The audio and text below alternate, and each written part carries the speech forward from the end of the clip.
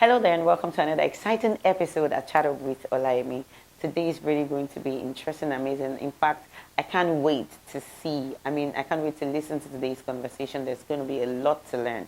So sit back, relax and enjoy. Don't go nowhere. And ensure to subscribe to our YouTube channel at Chat Up with Olayemi. Thankfully, I was able to, I think one thing I love so much about Christianity is the fact that if you think you can run, God himself can fly. And he will hunt you. Like, he will literally chase you down. And after the rape, I had sex a few times, and it was pathetic because I was hurt. Somebody had touched me in a way that I did not want to be touched. And even for every time that somebody else touched me, I noticed that I was absent. I just really wanted to do it because I remember being in the act with a guy one time, and he was just doing his thing, and I was reading a book. And by the time he was done, I was like, that's it. It was at that point I knew that no, it wasn't normal. I wasn't a normal person. And that I needed help. I'm sorry. Are you serious now? I don't know how.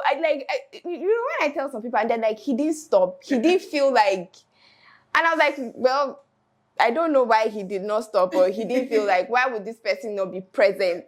But it was what it is, and then I stood up and that was it. It's funny. It's really funny. I can laugh about it now. That's true.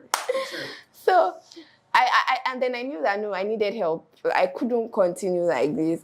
Because at that time too, I realized that okay, since I didn't want guys to touch me anymore, I began touching myself, and then masturbation sets in, and I was struggling with that for a few years, and I was like, wait. It just feels like you are growing worse by the day, because at least before you needed a particular person to help you commit the sin, and then now you by yourself you're committing it. Like you don't even need help. You can just it's the case of using a smaller demon to conquer. And then it's just like you don't even need help. You just you're doing it. Thank God, I don't even need I don't need an accomplice to sin against you. So I can't. How did you come back to yourself, to being better at this? I mean, at this point, are you totally healed from the incident?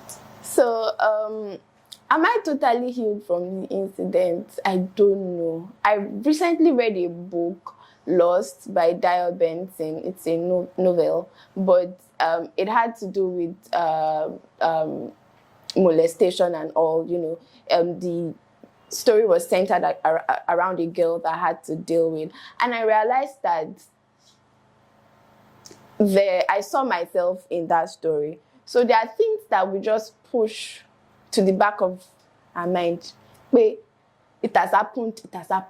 But I did not deal with the after effect, the ripple effect. I did not take out time to sit and be like, oh, this thing is the cause for this, and this, So right now, I would say that I'm on a journey to healing. All right.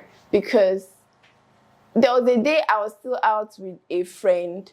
He's a guy, and we were working together, but for some reason, I think he stopped. So he was behind me, and I didn't notice. And then by the time he would touch me from behind, I turned I was ready to, and he was like, chill. People were working together. I was like, don't do that.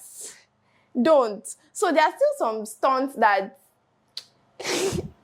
you will pull on me, and I would have removed your teeth before I see that, sorry, we are friends. So all of that, I'm beginning to work through it. And then I had so much anger for years that I was at a point I took it out on my child. There were times when she was still quite young.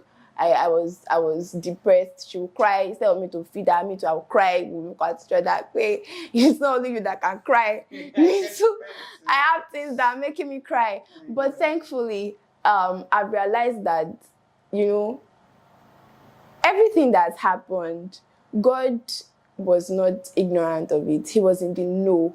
And the beautiful thing about struggling is that at that particular point or at that moment, it feels like you are all alone. But the honest truth is, if you would just ask for help, you know, at that point where you are being abused, in that very moment, the Holy Spirit was present. All true. All true. And then I can look back on my journey and see that God was so intentional. Like, he literally held my hand.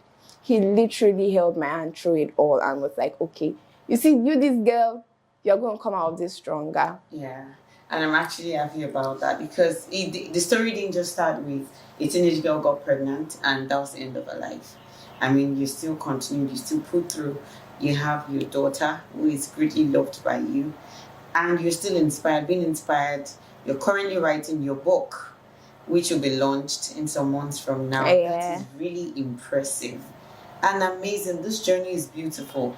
Started out like broken pieces, but right now I can literally tell you that this is like becoming a whole thing. Like, it's becoming an amazing journey. You have a story to share. Yes, you're still in the process of healing, but here you are sharing your story with who is listening right now, and I am so glad about it. This is so inspiring for me and for anyone who's listening out there. Shiloh, you're doing an amazing job. Thank you. So how were you able to give your daughter back the love that, I mean, I won't say you didn't get the love from your parents. You got love from your parents. The love that you did not get, like in the space where emotional feelings should feel up. Yeah. The love you didn't get from that part. How were you able to give your child back a kind of love that didn't make the child feel like, oh, I'm all alone in this world? I think that I would have to, I say all the time whenever I have the opportunity to, that I really don't give my dad enough credit.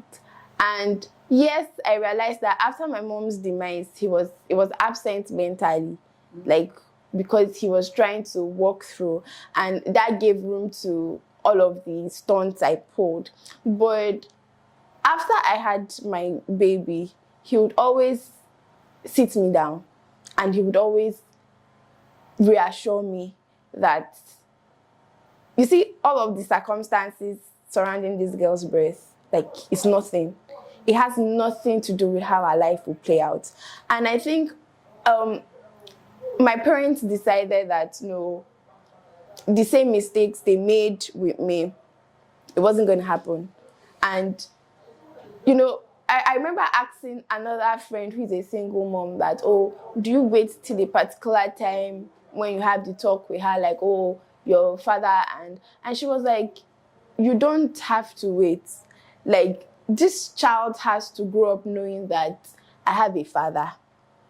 And my dad feels that. So for an advice to single moms, make sure your child has a father figure they can trust. If it's your own father, if it's your brother, because the honest truth is, there are times when people would ask. I've gone to pick up my daughter from school before, and I remember her friend was asking, is that your sister?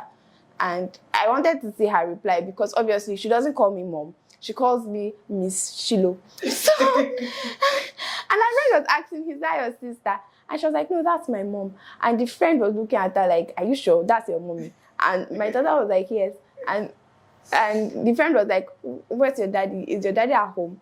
And my girl paused. I was actually really interested in her response. And she was like, no, my daddy's not at home.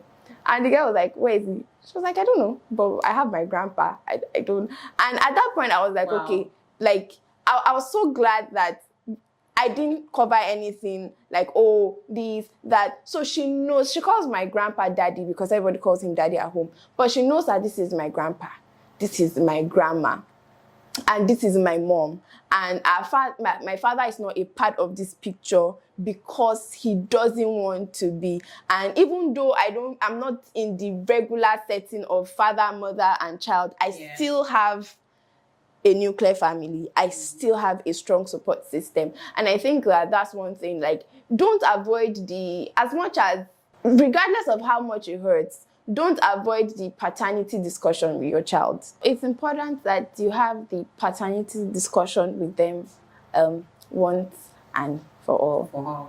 All right, that's really amazing.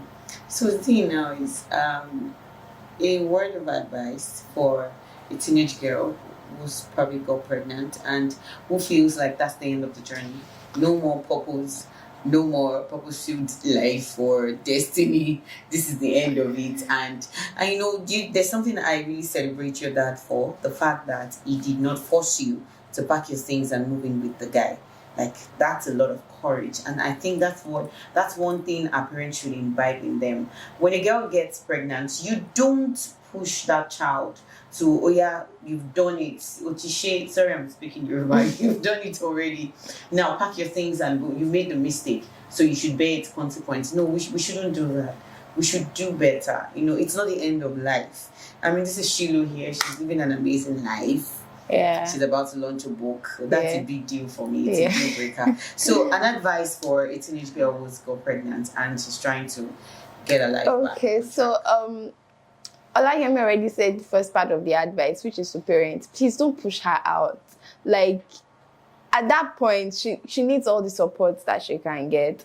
Then to the girl, your story is not over. You just the start. Because motherhood is a different ball game entirely. So it's important that you find a strong support system. If your parents are not the kind of people you can rely on, look for somebody that you know that, oh, I can bank on this person, because you're going to need all of the support that you can get. And then secondly, don't let anybody deceive you that, oh, once you have your baby, you will learn your lesson and you will just be sexually pure. Well, you won't learn any lesson, because the urges will come and you have that mind telling you that should be the cocoa is just to avoid sex, to just avoid being pregnant. If you do not get pregnant, nobody will know that you are doing what you're not supposed to do. So it's important that you surround yourself. I think my purity work became stronger when I surrounded myself with people who share the same values. There was a time I was close to a particular guy who did not believe in celibacy, and we were just friends, nothing was going on. But because another friend of mine knew, and my friend was like, you can't be friends with this person. And I'm like, why? It's not like that. She's like, it's not like you are doing anything now, but you will eventually do something because you have a past, and this kind of people know how to. So you cannot be friends with this person. And I realized that, so I had to cut off from even female friends who are sexually active without remorse and all of that. So sexual purity is for you. Sexual purity is God's will for you.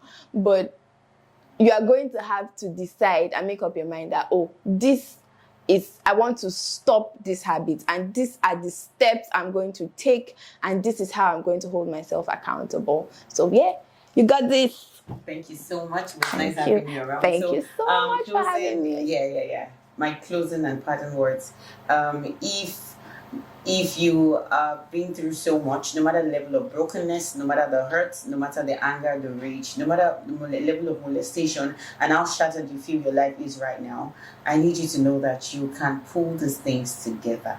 You can be whoever you want to be, no matter what. See, whatever you've been through, that is not your identity. You just need to get up again, pick up the pieces of your life and make it a whole brand new life. Yeah. Yes, exactly. Yes, and I want to believe that things will turn out well and they'll turn out better. It was nice having you on the show today. Thank you so much for having me. Yes, and it's been an amazing time. Yeah, I'm sure we'll have you one more time again. Yeah, all right. we should. Thank you for watching.